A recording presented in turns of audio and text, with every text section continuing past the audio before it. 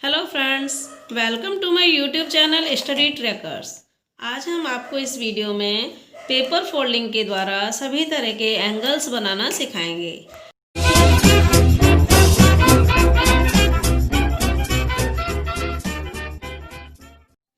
देखिए, हमने एक स्क्वायर यानी कि वर्ग यानी चारों तरफ से बराबर इस तरीके से हमने एक पेपर कट किया है। अब हम इस पेपर को इस तरीके से फोल्ड करेंगे। देखिए, हमने इसको इस तरीके से फोल्ड किया। ये फोल्ड करने पर जो लाइन तैयार हुई है, ये हमारी जो लाइन बनी है, इस लाइन को हमने ड्रॉ कर दिया। ये पूरा यहाँ तक और ये यहाँ तक। ये जो एंगल सेंटर से बना, ये हमारा 180 डिग्री एंगल बना, या इसे कह सकते हैं स्ट्रेट लाइन या सरल रेखा बनी। अब हमने मान लीजिए इस फोल्ड को इस तरीके से करके, और इसके बाद हमने इसको दोबारा से, पहले हमने वही किया इस तरीके से, अब हमने इसको दोबारा से ऐसे फोल्ड किया है और हमने ये पूरा खोल दिया। तो अब ये जो लाइन बनके तैयार हुई हैं, देखिए ये लाइन्स हमारी, एक ये थी, ये पूरी लाइन बनी थी, और एक ये इस फोल्ड पर जो आ रही है, ये लाइन बनी है। इस तरीके से लाइंस बनी हैं। तो अब ये हमारा 90 डिग्री का एंगल, चारों तरफ से 90 डिग्री है, ये 90 डिग्री का एंगल तैयार हुआ है। इसे हम राइट एंगल भी कह सकते हैं, राइट एंगल। ठीक है, क्लियर हो गया पॉइंट। अब आगे देखिए, हमने एक स्क्वायर यानी कि वर्ग यानी चारों तरफ से बराबर इस तरीके से हमने एक पेपर कट किया है। अब हम इस पेपर को इस तरीके से फोल्ड करेंगे। देखिए, हमने इसको इस तरीके से फोल्ड किया। ये फोल्ड करने पर जो लाइन तैयार हुई है, ये हमारी जो लाइन बनी है, इस लाइन को हमने ड्रॉ कर दिया। ये पूरा यहाँ तक और ये यहाँ तक। ये जो एंगल सेंटर से बना, ये हमारा 180 डिग्री एंगल बना, या इसे कह सकते हैं स्ट्रेट लाइन या सरल रेखा बनी।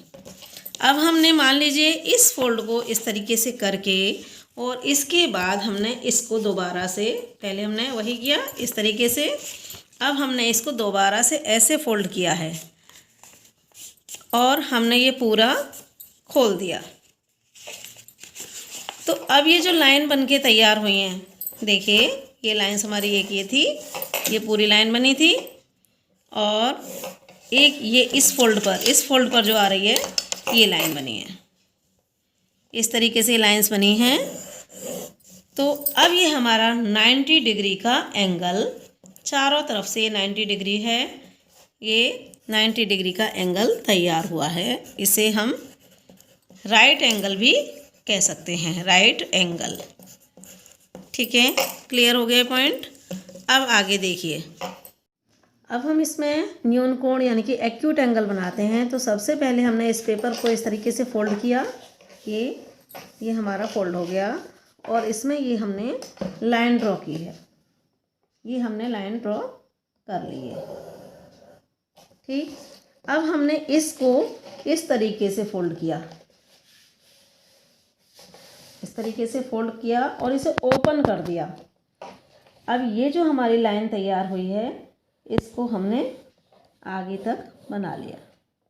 तो ये जो एंगल तैयार हुआ है, यानी कि ये जो लाइन हमारी फोल्ड पर आई थी, और ये जो हमने अगला फोल्ड किया था, तो ये जो लाइन तैयार हुई थी, इनके बीच में ये जो एंगल बना है, ये हमारा एक्यूट एंगल, या इसे कह सकते हैं न्यून कोण बन गया है। ये हम बनाते हैं ऑब्ट्यूस एंगल यानी कि अधिक कोण। तो हमने सबसे पहले यही स्क्वायर शीट ली और हमने इस पेपर को फोल्ड किया। ये पेपर फोल्ड हो गया, और हमने ये फिर से वही लाइन जो हमने फोल्ड किया था उस प्लेस पर लाइन ड्रॉ की है। ये लाइन हमारी तैयार हो गई। इसके बाद में हम इसे ट्रायंगुलर वे में फिर से जो है मोड़ते हैं। हमने ये मोड़ा इस तरीके से, लाइन इस तरीके से मोड़ा, तो ये हमारी जो है लाइन बनी है। इधर ऊपर के हिस्से पर हमने लाइन ड्रॉ की है, नीचे के हिस्से पर करने की ज़रूरत नहीं। तो ये जो एंगल निकल के आता है ये ऑब्ट्यूस एंगल या कह सकते हैं ये अधिक कोण बनेगा। ये लाइन इधर फोल्ड वाली और ये सेकंड फोल्ड वाली जो लाइन है इससे तैयार होगा हमारा ऑब्ट्यूस एंगल। अब हम बनाते हैं रिफ्लेक्स एंगल। देखिए ये स्क्वायर शीट है, इसको हम फोल्ड करेंगे उसी वे में, वही हाफ करेंगे। इसको फोल्ड किया, ये फोल्ड कर दिया। अब हम इसको बिना कुछ किए यहाँ पर जो है एक लाइन ड्रॉ करेंगे इस तरीके से, हाफ पर लेकर। ये हाफ है इस पर, या ये कह सकते हैं यही हमने मोड़ा है। इसको ओपन करिए, ये ओपन किया। अब हमने इसको देखिए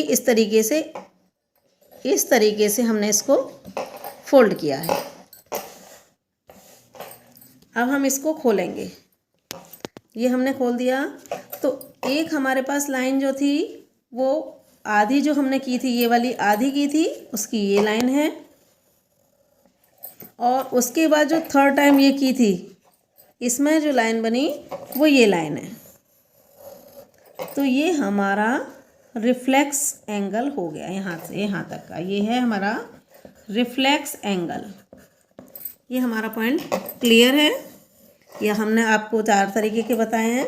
एक बताया था हमने आपको स्ट्रेट लाइन, दूसरा हमने बनाया था आपको राइट एंगल, तीसरा हमने बनाया था एक्यूट एंगल, चौथा हमने बनाया था ऑब्ट्यूस एंगल, और अब ये है रिफ्लेक्स एंगल। तो अब हम आपको फिर से याद दिलाते हैं कि एक सरल रेखा यानी कि स्ट्रेट लाइन 180 डिग्री की होती है। एक राइट एंगल यानी कि जो समकोण त्रिभुज है वो 90 डिग्री का होता है। और जो हमने एक्यूट एंगल आपको बताया था, एक्यूट एंगल यानी कि न्यून कोण 90 डिग्री से कम का होता है। ऑब्ट्यूस एंगल यानी कि अधिक कोण 90 डिग्री से ज़्यादा होता है। और रिफ्लेक्स एंगल 180 डिग्री से अधिक होता है। यदि आपको हमारी ये वीडियो पसंद आई हो तो इसे लाइक एंड शेयर करें और इस चैनल को सब्सक्राइब करना ना भूलें।